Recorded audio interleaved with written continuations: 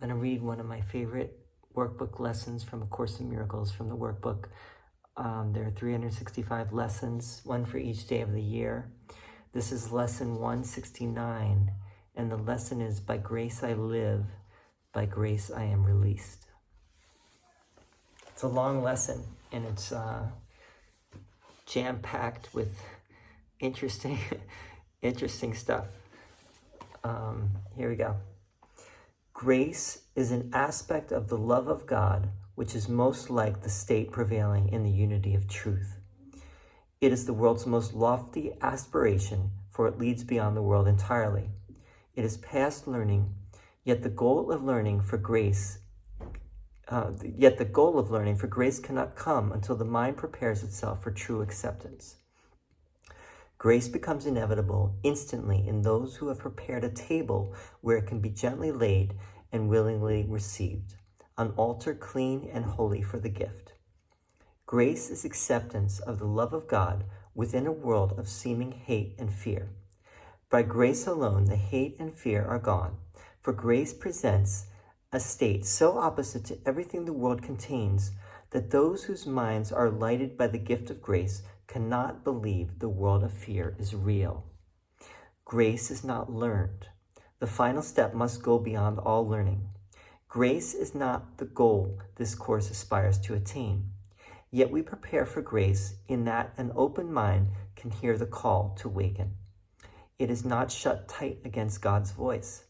It has become aware that there are things it does not know, and thus is ready to accept a state completely different from experience with which it is familiarly at home. We have perhaps appeared to contradict our statement that the revelation of the Father and the Son as one has been already set. But we have also said the mind determines when that time will be, and has determined it. And yet we urge you to bear witness to the Word of God, to hasten the experience of truth, and speed its advent into every mind that recognizes truth's effects on you. Oneness is simply the idea God is, and in his being, he encompasses all things. No mind holds anything but him. We say, quote, God is, unquote, and then we cease to speak, for in that knowledge, words are meaningless. There are no lips to speak them, and no part of mind sufficiently distinct to feel that it is now aware of something not itself. It has united with its source, and like its source itself, it merely is. We cannot speak nor write nor even think of this at all.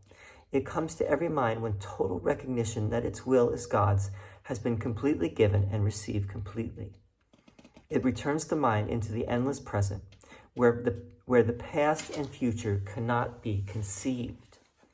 It lies beyond salvation, past all thought of time, forgiveness, and the holy face of Christ. The Son of God has merely disappeared into his Father, as his Father has in him. The world has never been at all. Eternity remains a constant state. This is beyond experience we try to hasten. Yet forgiveness, taught and learned, brings with it the experiences which bear witness that the time the mind itself determined to abandon all but this is now at hand. We do not hasten it, in that what you will offer was concealed from him who teaches what forgiveness means. All learning was already in his mind, accomplished and complete. He recognized all that time holds and gave it to all minds that each one might determine, from a point where time was ended, when it is released to revelation and eternity. We have repeated several times before that you but make a journey that is done. For oneness must be here. Whatever time the mind has set for revelation is entirely irrelevant to what must be a constant state, forever as it always was, forever to remain as it is now. We merely take the part assigned long since and fully recognized as perfectly fulfilled by him who wrote salvation's script in his Creator's name and in the name of his Creator's Son. There is no need to further clarify what no one in the world can understand. When revelation of your oneness comes, it will be known and fully understood. Now we have work to do, for those in time can speak of things beyond and listen to words which explain what is to come is past already.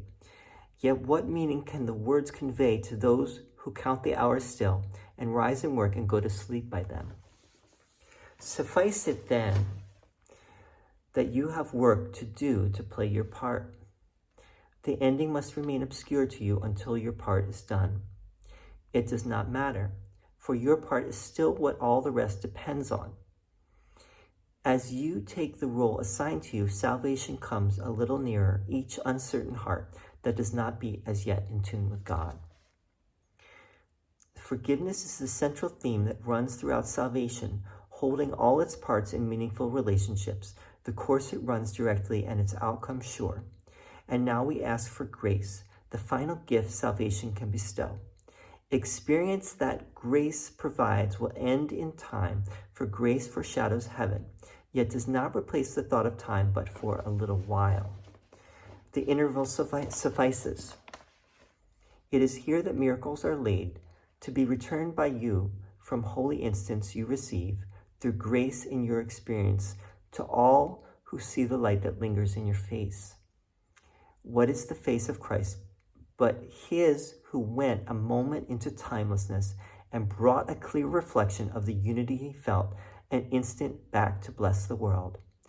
How could you finally attain to it forever while a part of you remains outside, unknowing, unawakened, and in need of you as witness to the truth? Be grateful to return, as you were glad to go an instant, and accept the gifts that grace provided you. You carry them back to yourself, and revelation stands not far behind.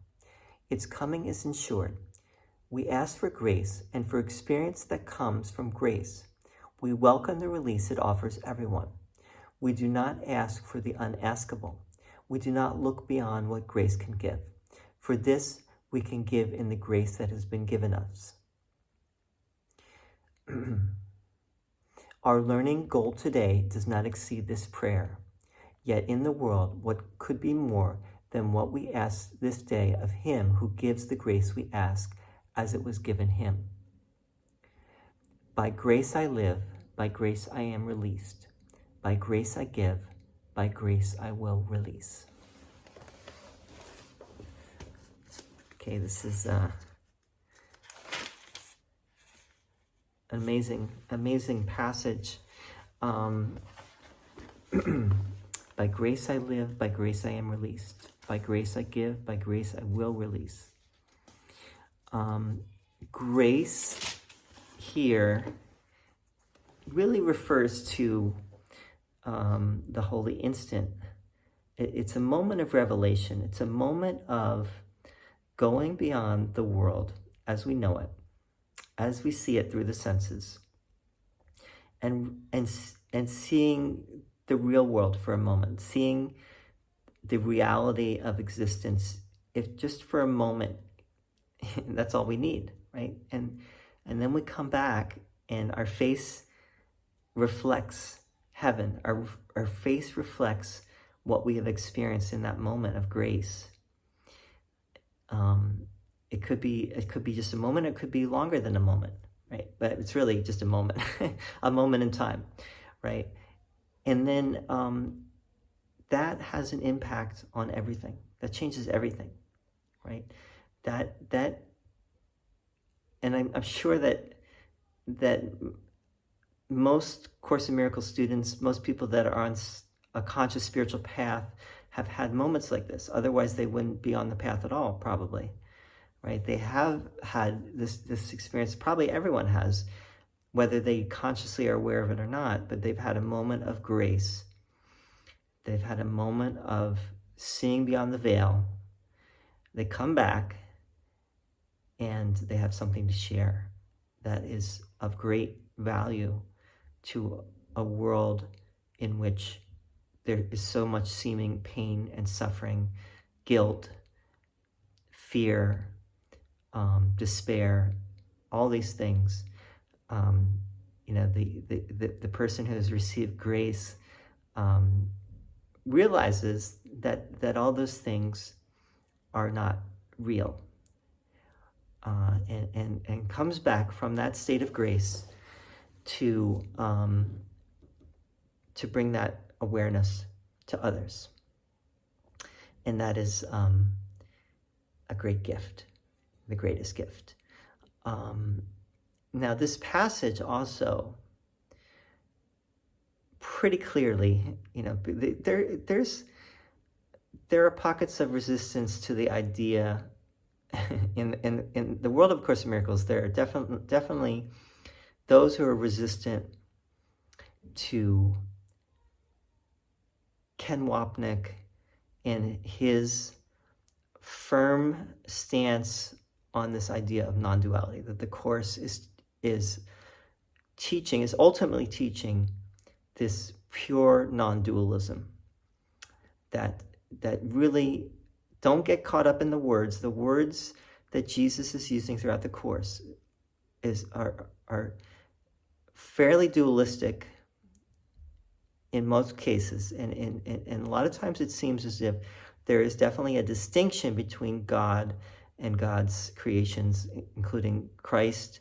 There's a distinction between God and Christ and the Holy Spirit and us, and we are all distinct as well. We are the sons of God. Sometimes it talks about the sons of God. Sometimes it talks about the Son of God. Ken Wapnick's point is that much of that language is symbolic. It's just don't take it literally. Words are just, as Jesus says, symbols of symbols, twice removed from reality. Don't get caught up in the words. Let's read this passage. Simply put, we are all God, right? You could say my favorite paradoxical statement is, because we have this conception of God as being outside of ourselves, anthropomorphic, has human qualities, etc., etc. That's not the God we're talking about, right? So this paradoxical statement is, there is no God, and we're all it. There is no God, and we're all it. We are all equally the reality that we all seek. We are already it. It's never changed. Eternity remains a constant state. It is here now, could not be otherwise. Eternity is hidden in plain sight. It's right under our noses. We for the life of us, we did not see it, but it is here now, and those with eyes to see will see it. Just as with the Course in Miracles, those with eyes to see will see what it's really saying on this deepest level. The ultimate level is we are all one together. We're one, the one song together, and that has never changed, never could change, never will change. Oneness is simply the idea God is, and in his being, he encompasses all things. Right? God encompasses everything. No mind holds anything but him. We say God is, and then we cease to speak, for in that knowledge words are meaningless. There are no lips to speak them, and no part of mind sufficiently distinct to feel that it is now aware of something not itself. It is united with its source, and like its source itself, it merely is.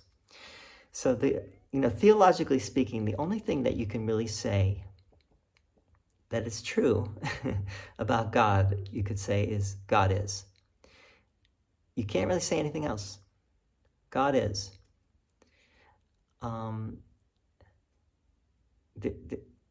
God is beyond anything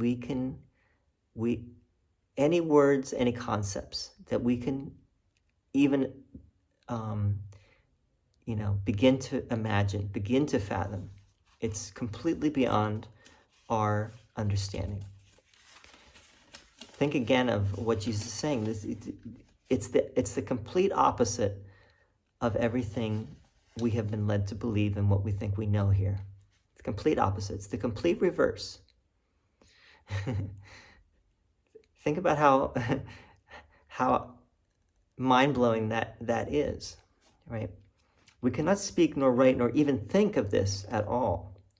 It comes to every mind when total recognition that its will is God's has been completely given and received completely. It returns the mind into the endless present, where the past and future cannot be conceived. It lies beyond salvation, past all thought of time, forgiveness, and the holy face of Christ. So it's beyond everything that this course is even teaching. It's beyond forgiveness. There's absolutely no forgiveness, no time, no words, no concepts, no holy face of Christ. Christ is gone. There's no need for Jesus or Christ or anything. No need for salvation. We are already saved. Even in this moment, which is eternity, there's no need for salvation. That is a lie, and that is a joke. The Son of God has merely disappeared into his Father as his Father has in him. The Son of God, let's read this again. The Son of God has merely disappeared into his Father as his Father has in him. The world has never been at all. This is another point, that people say in the Course in Miracles world. No, it's not saying that the world is an illusion. It's saying the way that we see the world is an illusion. But no, it's not saying that. That's true. The way we see the world is we see the world through the ego's lens, and in that regard, we are not seeing clearly, we're not seeing rightly, we're not perceiving correctly. But that does not mean that that's all it is. This is saying the world ultimately is not real, it's an illusion. Eternity remains a constant state. So that is, okay, that's one thing, right? But this is also saying that we're not going to get to that until, that is a long way away still, even though we're getting close, we're very close, right? But the world still needs us to bring the message, right? It needs our heart and hands to bring the message to those who are still in the dark, and everyone here is in the dark.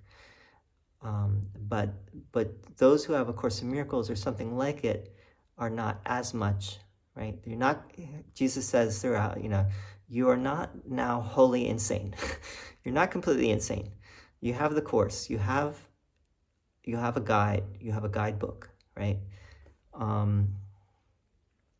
So, what I was going to say is that this is presenting something like the Bodhisattva ideal, right, in Mahayana Buddhism, which is you will be here as long as you are needed to bring the message of forgiveness to the world, right, and the message of grace and the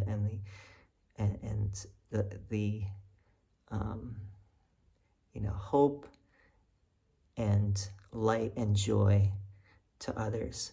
As long as that is needed, you will be here in the body to do that, to offer that. This is amazing. If you think about what this is really saying, this is mind-blowing. This is like, you can't even wrap your head around what it is, because it's kind of saying that you've already you've always been doing this. This has never changed. You've always been here to help awaken others from the dream. You're just waking up to that fact. If you're just getting into all this now and you're realizing what this is, you're waking up in this lifetime to what it is, right? Some people wake up to what this is earlier, some people a little later. We all will eventually, maybe not in one lifetime, but time is illusory, so it doesn't really matter. Time does not matter whatsoever. Everyone is going to wake up. Everyone is going to get there. There's no one is outside of what this is. There's no hell. There's no eternal damnation. There's no place where some will arrive and others will not. It's just a matter of time, right? So anyway, that's all I want to say for this, for right now at least. I mean, we could spend hours talking about this, but that's it for now. And thank you for listening. And I'm putting the book that I wrote, Simply A Course in Miracles, and also Patreon and other information if you wanna leave a contribution to keep this going. I'm going through the entire Course in Miracles this 2023, 2024, and I'm going to keep sharing. I'm also doing the Bhagavad Gita now and comparing it to A Course in Miracles. I'd like to actually do a book that I probably would publish towards the end of 2024 on the Bhagavad Gita and A Course in Miracles, and looking at the comparisons between the two. Thank you so much. See you soon.